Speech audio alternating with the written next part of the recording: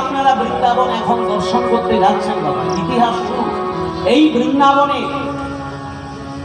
ইসলাম শাসনের সময় বৃন্দাবনে কোনো মন্দির ছিল না। এই যে বর্তমান যে মন্দির আদি বা বিগ্রহ আদি দর্শন করছেন, এটা মহাপ্রভুর অবদান। মহাপ্রভু গিয়ে লুপ্ত তীর্থকে পুনরুজ্জীবিত করেন।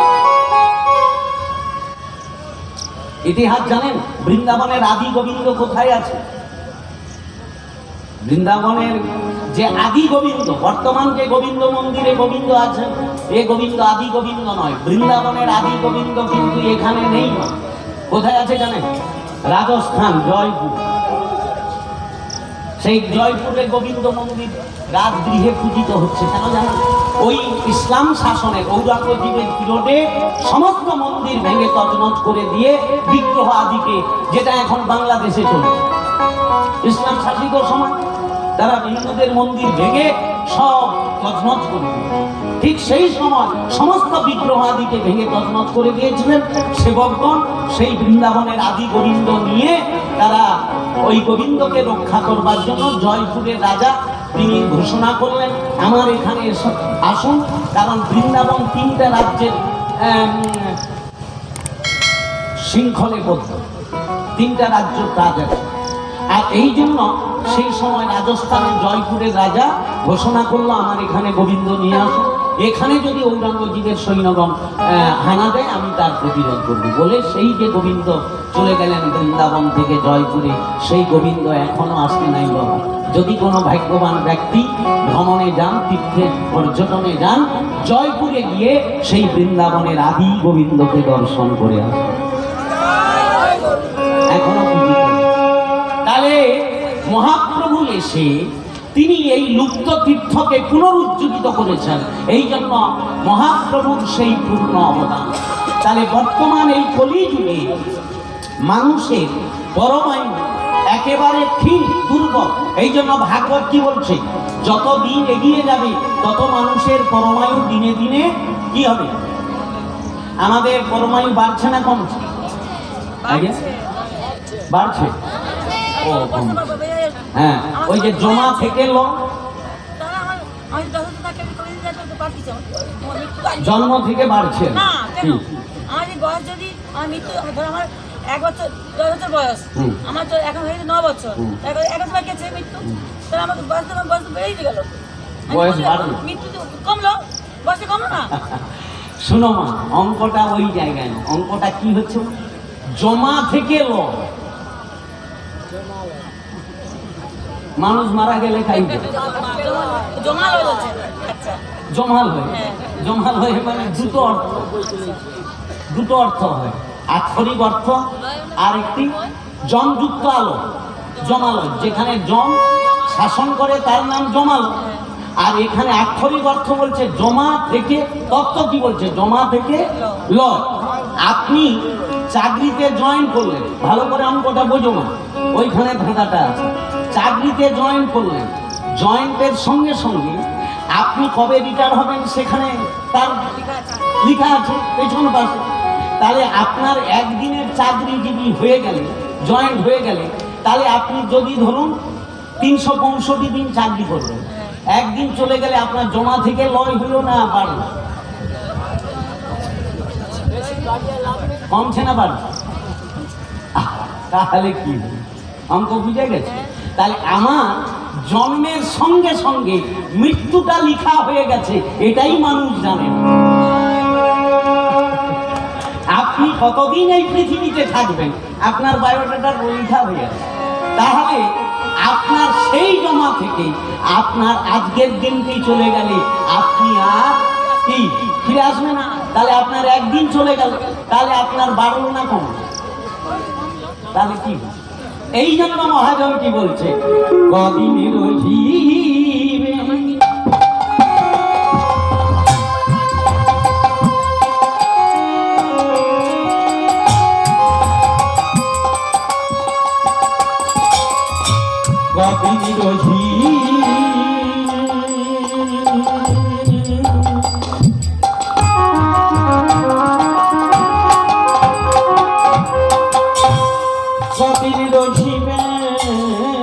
ভব মাঝে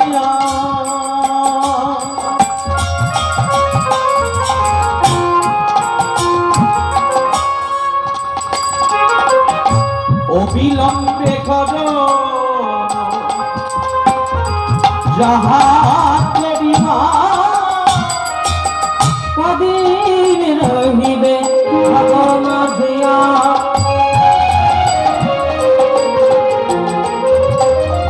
অবিলম্বে করো যাহা করিবা পরের কথা কিবা আসে মিছে দাগা তুমি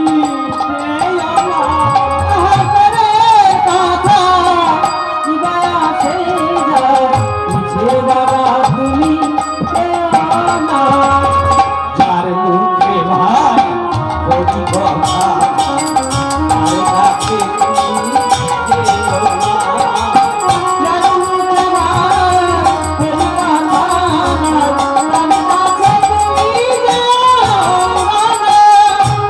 তাহলে এই পৃথিবীতে আপনি কদিন থাকবেন আপনারও জানা নেই, আমি যে কদিন থাকবো আপনারও জানা নেই।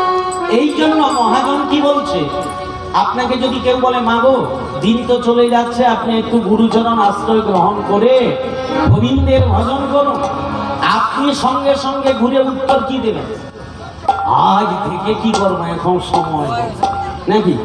তার মানে মানুষ জেনে গেছে যে আমি বোধহয় জন্ম হয়েছে মৃত্যু হবে জানে, বোধহয় 100 বছর বাঁচবো, এখন তো 20-30 বছর। এই জন্য কোন যুবক যুবতী কি হরিভজনে আসে? কি হরিভজনে কারা আসে? যারা বয়স হয়ে গেছে, বয়স হোক, তার মানে প্রত্যেকের ধারণা হয়ে গেছে বোধহয় বয়সেই হরি ভজন করতে। না বন্ধু না, আজকের আপনি যে কতদিন থাকবেন, আপনি যে গর্ভাবাসে চলে যাবেন না তার কি গ্যারেন্টি? এই আবার আপনি প্রসবের সময় চলে যেতে পারেন, বাল্যতেও চলে যেতে পারেন, কৈশোরেও চলে যেতে পারেন, যৌবনেও চলে যেতে পারেন, যাওয়ার কারোর কোনো ঠিক ঠিকানা নেই।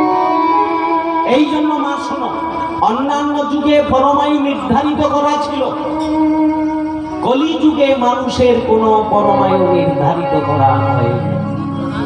এই জায়গাটা ম্যাজিক। এইটা আজকের বিজ্ঞানের অগ্রগতি, বিজ্ঞানের যুগে আমরা বহু অজানা তথ্য কথা জানতে পারি, বহু কথা। এখন আপনি নেট দুনিয়ায় যা সার্চ করবেন সমস্ত ইতিহাস আপনি জেনে যাবেন। আগামীকাল ওয়েদার কেমন থাকবে, আজকের কেমন থাকবে আগে থেকে জানিয়ে দিচ্ছে, তাহলে আমাদের বিজ্ঞানের অগ্রগতিকে অস্বীকারের জায়গা নেই। কিন্তু এত অগ্রগতির মাধ্যম দিয়েও আমরা বহু অজানা কথা যদি জানতে পারি, আপনি তাই মোবাইলে সার্চ করুন যে আমি মরব কবে, কি পাওয়া যাবে? কেন সব যদি পাওয়া যায় এখন পাওয়া যাবে বলছেন না, ওটা কারো হাতে নেই। আপনি জানেন না, কোনো বিজ্ঞানী জানে না। একজন ব্যাধিগ্রস্ত হলো, তারা সকলেই ত্রস্ত বোধ হয় চলে যাবে। ডাক্তার বাবু এসে বলছে কোনো চিন্তা নাই, আমি আসছি, তোমার রুগী বেঁচে যাবে। হ্যাঁ কি? এখন আমার নাম আছে, কত মরা মানুষকে আমি বাঁচিয়ে দিচ্ছি। সেই ডাক্তার গর্ব করে বলতেছে আমি আসছি, আর কোনো চিন্তা নেই, বেঁচে যাবে। এখন ডাক্তার যে গ্যারেন্টিটা নিচ্ছে, দেবর্ষি বাগ নারদকে ভগবান বলছে অন্তর্যামী, বলে শোনো নারদ, ওই ডাক্তারের ফোন নাম্বারটা নিয়ে নে। বলে কেন? না, ও যে যেতে যেতে পটল তুলে দিতে ওর লোকের কি, ও লোকের গ্যারেন্টি নেবে কি? ও যে কতদিন ও পৃথিবীতে থাকবে ও নিজেই জানে না। এই জন্য ভাগবত কি বলছে শোনো, এই পৃথিবীতে একমাত্র স্রষ্টার সৃষ্টিতে এই জন্মগ্রহণে কেউ জানতে পারে না আপনি কতদিন এই পৃথিবীতে থাকবেন। তাহলে আগে ভাগে জেনেছিল কে? মৃত্যুর কথা আগে ভাগে একমাত্র একজন ব্যক্তি জেনেছিল। এই জন্য তার নাম হলো পরীক্ষিত। পরীক্ষায় উত্তীর্ণ হয়েছিল। জন্ম মৃত্যু চক্র থেকে একমাত্র তিনি জেনেছিলেন কে সে? পরীক্ষিত মহারাজ। কার দ্বারা? মুনি বালকের দ্বারা, শ্রমিক মুনি পুত্র সিংহের দ্বারা অভিসম্পাদ হলো আপনার সপ্তাহকালে তক্ষক দংশনে মৃত্যু হবে। এই কথাটা আগে ভাগে পরীক্ষিত মহারাজ ব্যতীত আর কেউ জানতে পারে না। সেই জন্য পরীক্ষায় উত্তীর্ণ। জন্ম মৃত্যু চক্রে আমি পরিভ্রমণ করেছি মা। এই জন্য এই জায়গায় আমরা কেউ বলতে পারবো না আপনি কতদিন থাকবেন। এই জন্য ভাগবত বলছে কি, প্রায় অল্প আয়ুষা সক্ষকলা দশমিন যুগে জনা মন্দ সুমন্ত মতজ মন্দ ভাগ্য। এই যুগে মানুষের দিনে দিনে পরমায়ু হীন হয়ে গেছে, দুর্বল। প্রায় অল্প আয়ুষা সক্ষকলা দশমিন যুগে জনা। এই যুগে কলিযুগ এমন একটি যুগ, এই কলিযুগের মানুষের কোনো পরমায়ু নির্ধারিত করা হয়নি। কেন হলো না? অন্য যুগে পরমায়ু নির্ধারিত করা হলো, কলিযুগে হলো না কেন? কেন জানেন মা? শোনো, কলির মানুষের প্রাণবায়ু এলো কোথায়? সত্যযুগে কোথায় ছিল? আজ্ঞা, সত্যযুগে কোথায় ছিল? কি শুনছি? আরে একটু আগে তো বলে গেছি, কেউ মনে রাখতে পারে?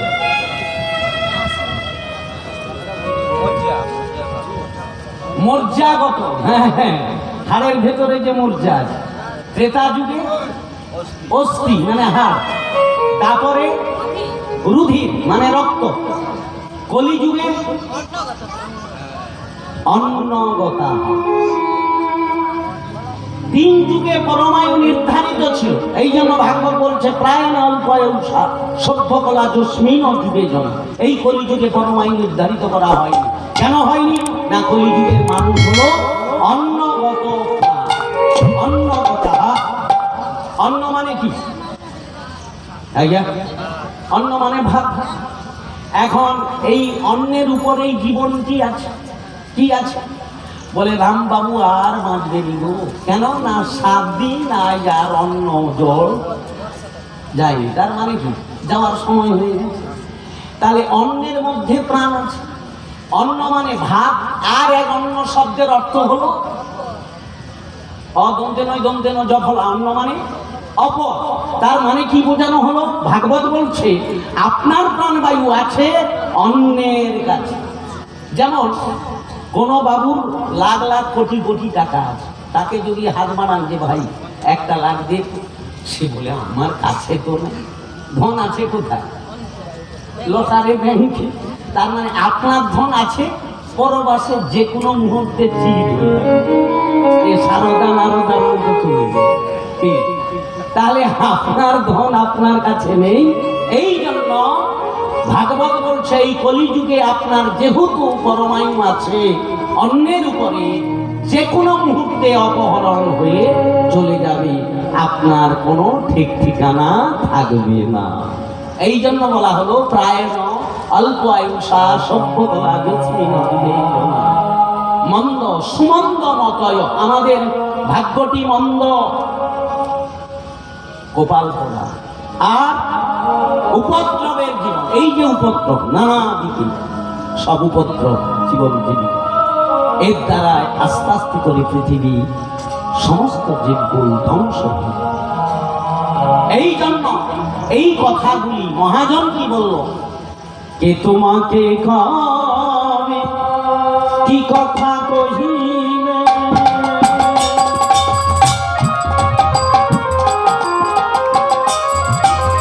কে তোমাকে খাবে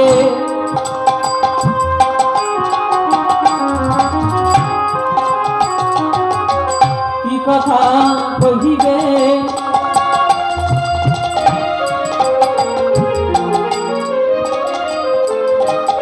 সে কথা ভাবিলে আর কি চলিবে, কে তোমাকে কি কথা কহিবে,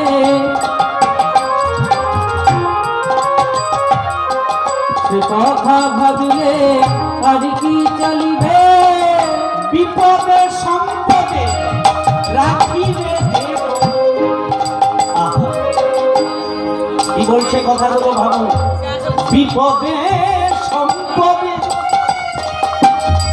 রাখিবে তার কত কেন তোমায় বিপদে সম্পদে রাখিবে ঘরে, ভাবের কথা তোমরা ভাবো না। তার মুখে ভাই হরি কথা, তার কাছে যার মুখে ভাই হরি কথা, তার কাছে তুমি যেও না। কেবল হরি কথা।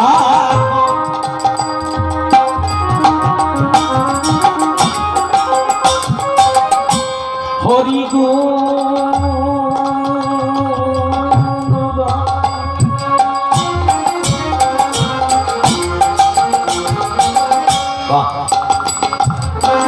হরি নাম রসে সদা হরি কথা হরি গুণ গা,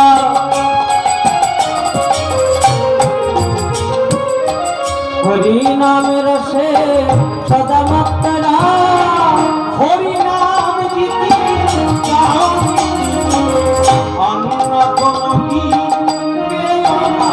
তোমার হরি কথা গীতি গাও নীতি, অন্য কোন গীত না। তার মুখে ভাই হরি কথা, তার কাছে তুমি যেও না। তার মুখে ভাই হরি কথা, তার কাছে তুমি যেও না। তার মুখে ভাই হরি কথা, তার কাছে তুমি যেও না। তাহলে হরি নাম গীতি গাও নীতি নীতি। যে যজ্ঞের সঙ্গে হরি নাম না যুক্ত থাকবে সে যজ্ঞ যজ্ঞ হতে পারে। আজকে প্রত্যাশা ক্লাবের সকল সদস্যগণ সাধুবাদ জানাবো, এদের সুবুদ্ধি হয়েছে এই পাড়ার। তাই তারা কি করেছেন, কোনো অন্য কোনো অনুষ্ঠান না করে, দেখুন এখানে যে অর্থটা ব্যয় হচ্ছে কোনো সিরিয়ালের নায়িকাকে নামিয়ে দিতে পারে, তাতে কি লাভ হতো? কি লাভ? হয়তো এর থেকে কিছু মানুষ বাড়তো না কম? এখন এই পরিবেশটা থাকতো না। তাহলে কি হতো? বহু মানুষের সমাগম হয়ে যেত, 1 ঘন্টার মধ্যে 1-1.5 লাখ টাকা ব্যয় হয়ে যাবে। ঠিক। আচ্ছা, আপনাদের লাভটা কি হবে? এই যে সার্বজনীন প্যান্ডেলে বর্তমান এই যে কর্মগুলো করছে, এটার দ্বারা কি লাভটা হয়? হয়তো ভাববেন আমরা যাকে বোকা বাক্সের ভিতরে দেখছি তাকে সামনে দেখে নিই, চল চল নাকি ফুট ফেলিয়ে দিই। এখন সে কি দেব না দেবী যাকে দেখে নিলে আপনার জীবন সার্থক হয়ে যাবে? কি আজকের এরা যে অর্থটা ব্যয় করছে, কিছু হোক না হোক, আরে এই বকবকানি হয়তো সবার ভাল লাগবে না, কি মানুষ হয়তো পরিবর্তন হবে না, কারণ একদিনে না হয় শরীর শোধন আর একদিনে না হয় হরির ভজন। অতএব হয়তো কিছু লাভ হবে না, কিন্তু কিছু মানুষের তো মগজ ধরাই হবে না হবে। তারপরে শেষে কি হবে না, ভগবানের অধরামৃত সুধা যেমন পান, ভগবানের প্রসাদন্ন, যার দ্বারায় প্রসাদে সর্বদুঃখানাম, যে প্রসাদের দ্বারায় মানুষের দুঃখ চলে যায়, যে প্রসাদের দ্বারায় মানুষের দুঃখ মোচন হয়ে যায়, সেই প্রসাদ কৃপা, ভগবানের কৃপা প্রতিটি মানুষের মধ্যে পৌঁছে। আজকের এই জন্য এনারা বহু কষ্ট করে বহু দুর্যোগকে মাথায় নিয়ে আজকের এই যজ্ঞ করেছেন। তো যৎকিঞ্চিৎ প্রসাদের ব্যবস্থাও রেখেছেন, আপনারা একটু ধৈর্য ধরবেন। কারণ দেখুন, একটু আমাদের আরম্ভ করতে গিয়ে সাউন্ড সিস্টেম ঠিক করতে গিয়ে একটু বিলম্ব হয়ে গেছে, তার জন্য ক্ষমা প্রার্থী। একটু ধৈর্য রাখবেন। শুধু যাব প্রসাদ খাবো আর চলে যাব এ বললেও ঠিক হবে না, কারণ আমাদের একটা ম্যানিয়া হয়ে গেছে। যে যাবো যখন একটু প্রসাদ পেয়ে চলে যাব। এখন কথা হচ্ছে, শাস্ত্র বলছে প্রসাদ যেমন পাবেন, প্রসাদে যেমন কৃপা হয়, তেমনি যতক্ষণ না ভগবানের অধরামৃত রূপ যে প্রসাদ, সেই প্রসাদ যতক্ষণ না আমরা পান করি ততক্ষণ জীবের কল্যাণ হবে না, মঙ্গল হবে না। এই জন্য বিশ্বনাথ চক্রবর্তী তার গুরু বাস্তবমে কি বললেন, যস্য প্রসাদাৎ ভগবৎ প্রসাদ, ভগবানের যে প্রসাদ। এই জন্য মহাপ্রভু সনাতনকে বলেছিল চরণামৃত, অধরামৃত আর পত্রের শেষ, এই তিন পাইলে হয় গোলকে। এই কলিযুগে অধরামৃত সুধা যতক্ষণ না পান হয় ততক্ষণ জীবের কল্যাণ হবে না। আর যখনই পরীক্ষিত মহারাজের মতো আপনি যখন একেবারে হরি কথায় মনোনিবেশ করে দেবেন, এই যে হরি কথা কহ, হরি গুণ গা, হরি নাম রসে সদা মত্ত হও, এই হরি কথায় যখন আপনার মনোনিবেশ হয়ে যাবে তখন কিন্তু আপনার এই যে মানুষের যে সহজাত চারটা প্রবৃত্তি, কি কি, আহার, নিদ্রা, ভয়, মৈথুঞ্চ, এই সহজাত চারটা প্রবৃত্তি নিবৃত্তি হয়ে যাবে আপনি হরি কথার মাধ্যমে যখন তন্ময় হয়ে যাবে। সুখদেব গোস্বামী অধরামৃত সুধা পান করতে করতে তিনি তার উদরের কথা, উদরের যে দাম, সে ক্ষুধা নিবৃত্তি হয়ে গেল। তিনি নিদ্রা দেবী তাকে আক্রমণ করতে পারল না। আমরা 1 ঘন্টা 2 ঘন্টা বসলেই আমাদের কি হবে, অলসতা এসে যাবে। এই শাস্ত্রটি বলছে। সুখদেব গোস্বামী রাজা পরীক্ষিতকে বলছে, হে রাজন, আপনার নিদ্রা আসে না, আপনার খিদে পায় না? পরীক্ষিত মহারাজ বলছেন, হে গুরুদেব, আপনার ওই অধরামৃত সুধা পান করতে করতে আমার এই জড়জাগতি ক্ষুধা তৃষ্ণা নিদ্রা সব দূরীভূত। তাহলে ধ্যান দিতে হবে, তন্ময় হতে হবে।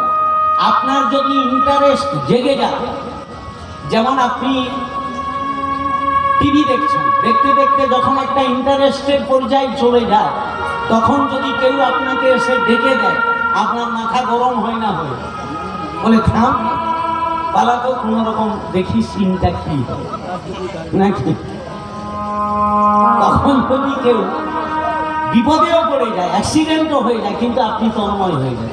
ইন্টারেস্ট, সেই ইন্টারেস্টটা যেদিন ভগবানের অধরামৃত সুধা হরি কথার মাধ্যমে যখন আপনার সেই ইন্টারেস্টটা জেগে যাবে, সেদিন এই জড়জাগতি কোনো চিন্তা থাকবে না। সেই ইন্টারেস্টটা সবার হয়নি, হয়নি। এই জন্য সকলের ভালো লাগে না। আবার না লাগার কারণটা কি না, যে যার ইন্টারেস্টের জায়গায় গেলে যে যার ইন্টারেস্ট কি, কেউ হয়তো কি সারা রাত ধরে টিভি বকা বাক্সের কাছে বসে আছে, তার ঘুম নেই, খাওয়া নেই, দাওয়া নেই, কি কেন না, তার ওই টিভির প্রতি ইন্টারেস্ট। কারোর আবার খবর কাগজ পড়া ইন্টারেস্ট, সারা রাত খবর কাগজ পড়ে, তার ঘুম নেই। কারোর চা দোকানে বসা ইন্টারেস্ট, সেখানে সারা রাত ধরে দোকানে গেজাচ্ছে ইন্টারেস্ট। কেউ তাস খেলতে বসছে, সারা রাত তাস খেলে, ঘুম নেই। এই হরি নামে ভাগবতে মানুষের অলসতা আসে কেন? 1 ঘন্টা বুঝতে পারিনি, 2-3 বার পা লজ্জানো হয়েছে। আবার বলে রে কতবার এরা তো ডাক দিচ্ছে, প্রসাদ দিবে বলেই তো আসছি, ও বউ দোকানে শুনতে আইছি, কোন রকম দিয়ে দিলে। এখন তার মানেটা কি? ইন্টারেস্ট। প্রত্যেকের যে যার জায়গায় যেখানে ইন্টারেস্ট থাকবে সেখানে তার অলসতা আসতেই পারে না। আপনি রাত্রে ঘুমিয়ে আছেন, ভাত ঘুমে, অঘর ঘুম, নিদ্রা, এমন সময় কেউ যদি বলে চুপি চুপি যে ভাই দেখো 10,000 লিয়াচ্ছি গুনিয়ে, সে তখন বলে দূর রাত তো এখন ঘুমাই, বলবে টাকা গুনতে গুনতে কেউ ঘুমিয়ে যায়, টাকার প্রতি ইন্টারেস্ট, মোহ আছে। আবার লক্ষ্য করে দেখুন, একজন প্রেমিক প্রেমিকা, এখন প্রেমিকা কথা দিচ্ছে রাত 12টার সময় অমুক জায়গায় দেখা হয়, বাঁশবনের ধারে। সে অন্ধকারে সারা রাত মশা চাপে তখন তার ঘুম আসে, কারণ তার মনটা আছে কখন প্রেমিকা আসবে। ঠিক যেদিন ভগবানের প্রতি, ভগবানের কথা, এই অধরামৃত সুধায় যেদিন আপনার ওই ইন্টারেস্ট আসবে, কোন ভাবে না, যেমন প্রেমিক প্রেমিকার মধ্যে যে আনন্দ, যে ইন্টারেস্ট, সেটা ক্ষণিকের জন্য। আর এই আনন্দ যেদিন কৃষ্ণানন্দ, প্রেমানন্দ আপনার হৃদয়ে জেগে যাবে, সেদিন আপনার সমস্ত পৃথিবীর এই জড়রাগতি অলসতা হরিব হরিব। এই জন্য পরীক্ষিত মহারাজ সুখদেব গোস্বামীর চরণে নিবেদন করছেন, হে গুরুদেব, আপনি কৃপা করে আমাকে সেই কথা আস্বাদন করা। কোন কথা না, ভগবানের এই সেই যে অধরামৃত সুধা, ভগবানের এই নীলা আস্বাদন করতে করতে পরীক্ষিত মহারাজের অন্তরে প্রশ্ন জাগরিত হয়ে গোবিন্দ গোবিন্দ পান কর মকরন্দ, সে মকরন্দ পানয়াস সাধু ভ্রমণী দেশে দেশে, সে মকরন্দ পান করি সাধু বলয়ে হরি। সেই গোবিন্দ গোবিন্দ পান কর মকরন্দ, সেই মকরন্দ সুধা পান করো। তখনই পরীক্ষিত মহারাজ সুখদেবের চরণে নিবেদন করে বলছে, দয়া করো দয়া দয়া দয়া বেদ নন্দ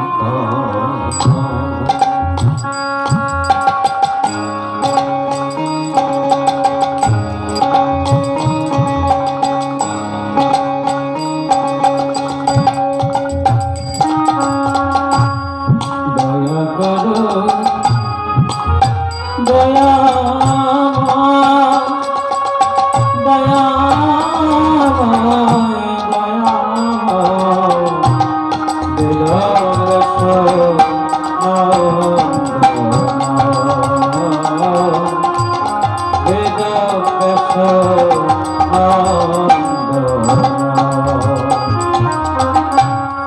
ভব ভয় নাশম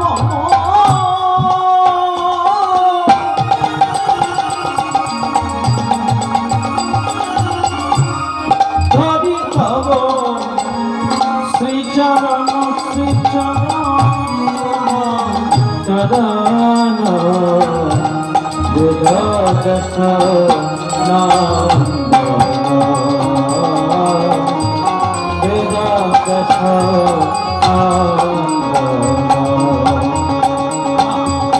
দয়া করো দয়া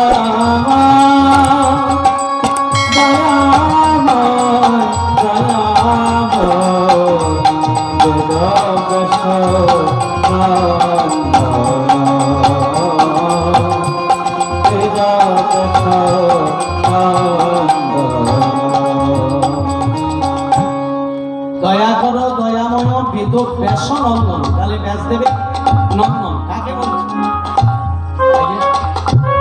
ব্যাসদেবের পুত্র দেব। ব্যাসদেবের পুত্র কে? সুখদেব। পরীক্ষিতের আরতি কি বলছে?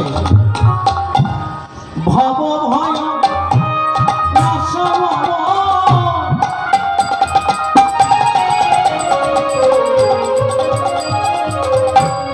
ধবি তব শ্রীচরণ শ্রীচরণ চরণ বেদ দশ নন্দ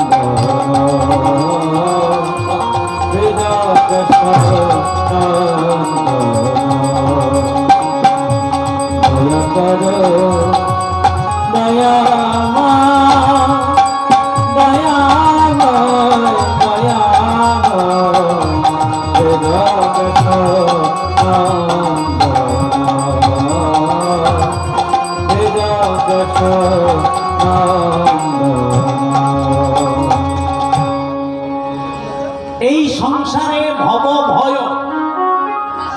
দেবে মা।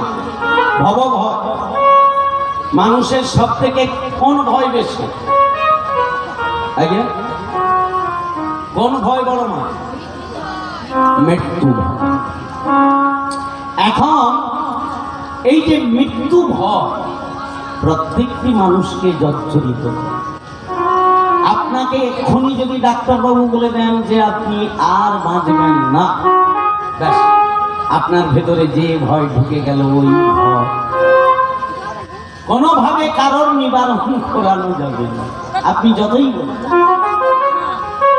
যদিও 5 দিন বেশি বাঁচত, সেই শোনার পরে হাত ফেল করে দিল। তার মানে কি হলো, এই যে মৃত্যু ভয় সুখদেব গোস্বামীর চরণে নিবেদন করছে যে আমার এই মৃত্যু ভয় কিভাবে যাবে, কারণ আমার অভিসম্পাদ হয়ে গেছে, সপ্তাহকালে আমার তৎক্ষণ দংশনে মৃত্যু হবে। তাই আপনি কৃপা করে সেই কথা বলুন। কেন? জীর্ণ মম দেহ তরি পাপেতে হয়েছে ভারী। জীর্ণ মম দেহ তরি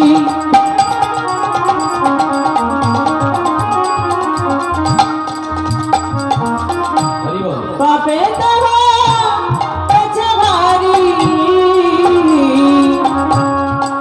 জীর্ণ মম দেহ তরি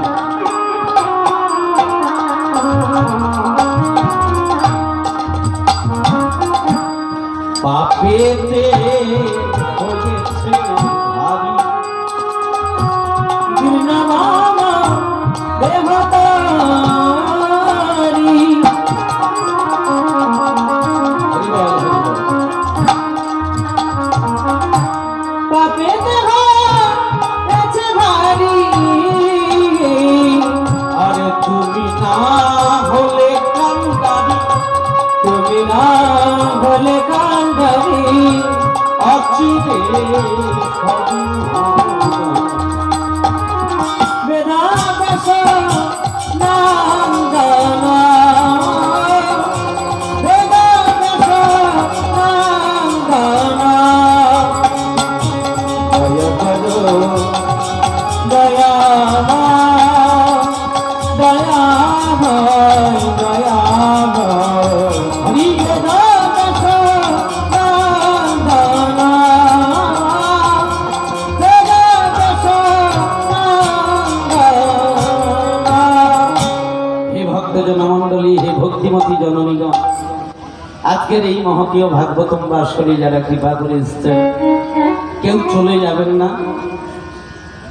প্রত্যাশা ক্লাবের ব্যবস্থাপনায় আপনাদের অধরামৃত সুধা যেমন পানের ব্যবস্থা, আবার তেমনি উদরে পূর্তির জন্য তিনারা যৎকিঞ্চিত ভাবে ব্যবস্থা রেখেছেন ভগবানের প্রসাদ। তাই আপনারা সেই প্রসাদ অন্ন গ্রহণ করে যাবেন, কেউ অমান্য করে যাবেন না, অমর্যাদা করে যাবেন না। তিনারা বহু কষ্ট করে আজকের এই অনুষ্ঠানটিকে করেছেন, তিনাদের আশীর্বাদ করে যান। এই যে যুব সম্প্রদায়, এই যে সঞ্জয় বাবু বিশেষ উদ্যোগ নিয়ে এই যে তিনি করেছেন, সাধুবাদ জানাই। তাদের ভেতরে কৃষ্ণ ভক্তি জাগরিত হোক, মহাপ্রভুর কৃপা হোক। কারণ আজকে যে অনুষ্ঠানের মাধ্যম দিয়ে বহুত সৌভাগ্যের ফলে সাধু গুরু বৈষ্ণব আসিয়া মিলে, স্বল্প ভাগ্যে সাধু গুরু বৈষ্ণব সবার ক্রিয়া আসে না।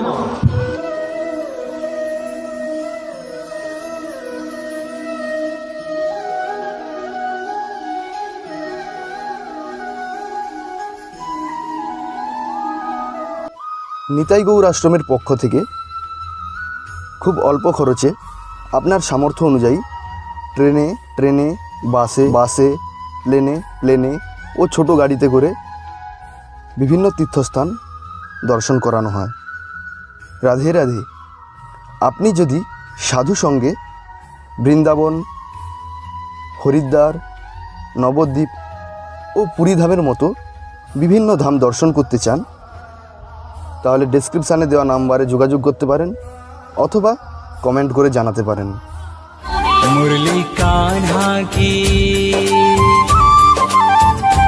मुरली कान्हा की बाजे आठों याम विरज की गलियों में। এরপর হরিদ্বারের আরও সুন্দর সুন্দর ভিডিও আসবে, তাই ভিডিওগুলো দেখার জন্য আমাদের নিতাই গৌর আশ্রম ইউটিউব চ্যানেলটি সাবস্ক্রাইব করে পাশের বেল আইকনটি বাজিয়ে রাখুন। হরে কৃষ্ণ।